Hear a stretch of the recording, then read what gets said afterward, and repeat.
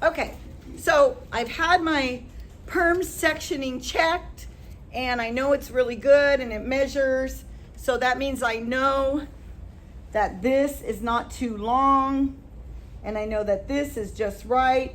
So it's perfect. So the first step in the double halo sectioning is super simple. You're gonna take this, the top part, the very first section you create, and you split it in half.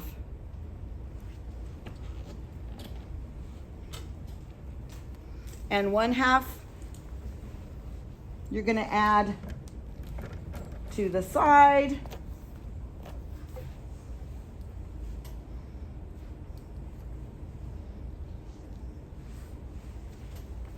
And the other half, oh sorry, you add to the other side.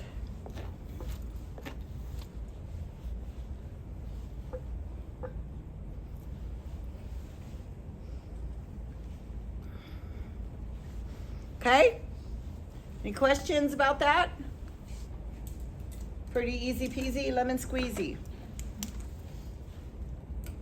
This first section is usually a little big, so if we have to take a little bit out when we're measuring, we'll do that from here.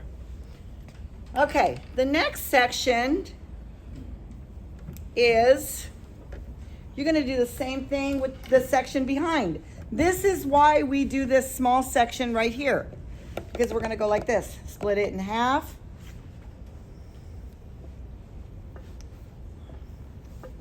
And add it to the section here.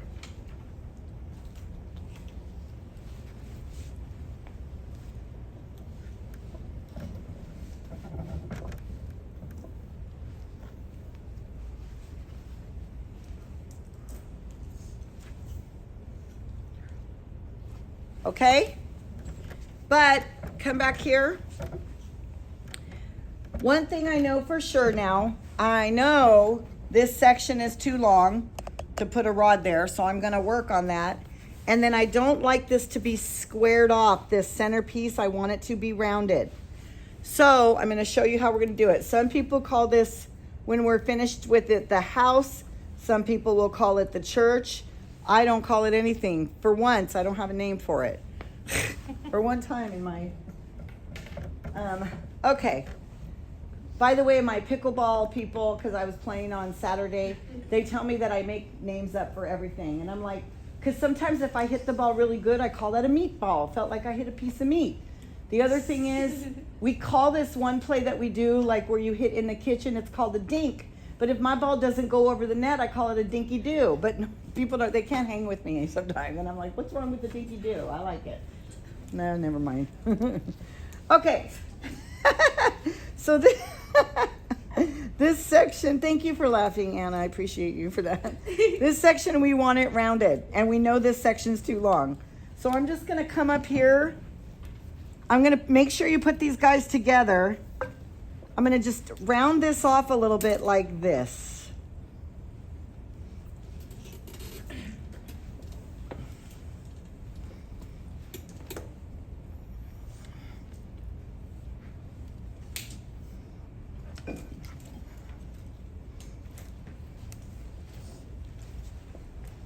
Can you guys see what I'm doing? Because we know this was too long, so I'm just gonna round it off.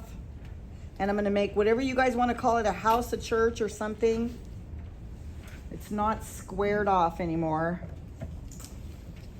No hard corners here.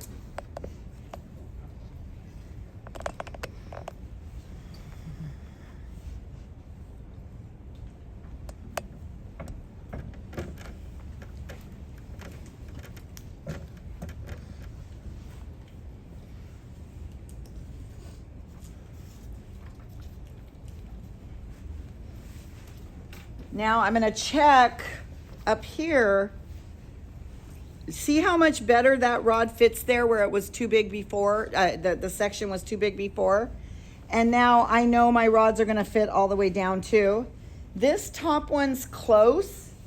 So worst case scenario if I just want to add a little bit like right from this corner and change the spot, you know, it's just, I mean, it's just a matter of just little bits at a time. That'll be up to today. Miss Williams and Miss Brinson will be evaluating this, so it'll be all about the rod.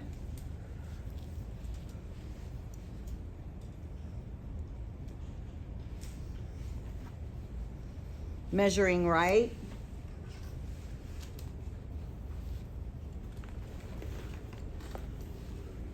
Oh, this looks like a little bit of a piece here.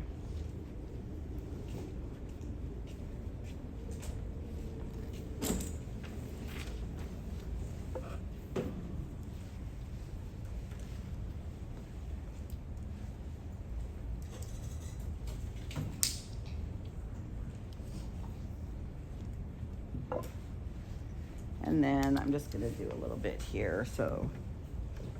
And then you just kind of gotta go back and check your measurements to make sure everything still fits okay. Always want your corners to match.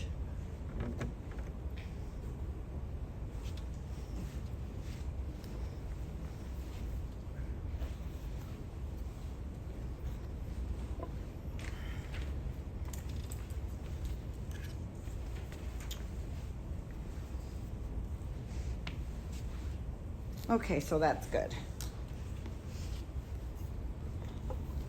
And then you guys are gonna go ahead and watch the video at home for how you actually wrap this perm. Today we're working on the sectioning. Here's the thing, what happens down the line once you get, there might be a point maybe midway through the semester if I say, okay, we don't have to start with the 9 section and just go right into the halo section. It's hard to just go right into the halo section, not go from the 9 section. You know, does that make sense to you guys? So I would just continue to just do a quick 9 section and go right into the halo section down the line because it's so easy. I mean, that didn't take very much time at all. And then you want to come back and make sure now the top measures much easier. This one still measures good. And then you know all your the rest of your measurements are good. Okay? So,